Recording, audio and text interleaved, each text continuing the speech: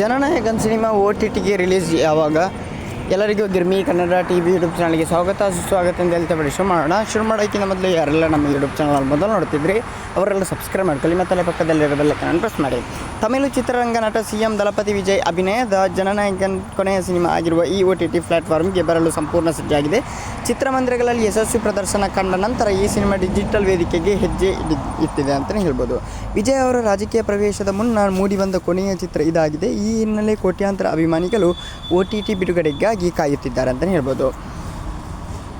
ಜನನಾಯಕನ್ cinema ಬರುವ August 21ರಿಂದ ZEE5 OTTಯಲ್ಲಿ ಪ್ರಸಾರ ಆಗಲಿದೆ. ಈ ಬಗ್ಗೆ ಜೀ ತಮಿಳು ಇನ್ಸ್ಟಾಗ್ರಾಮ್ ಖಾತೆ AI ಟೀಸರ್ ಹಂಚಿಕೊಂಡು ಈ ಸಿನಿಮಾ ವಿಷಯ ತಿಳಿಸಿದೆ ಅಂತಲೇ ಹೇಳ್ಬೋದು.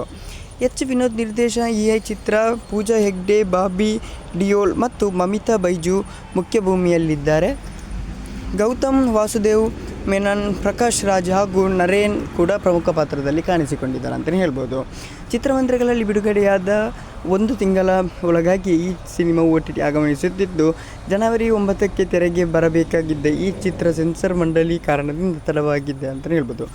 ಜುಲೈ 23ರಂದು ಈ ಚಿತ್ರಮಂದಿರಗಳಲ್ಲಿ ಬಿಡುಗಡೆಯಾಗಿತ್ತು ಈ ಸಿನಿಮಾ. ಇದೀಗ OTTಯಲ್ಲಿ ಕೂಡ ಪ್ರಸಾರ ಆಗಲಿದೆ ಅಂತಲೇ ಹೇಳ್ಬೋದು.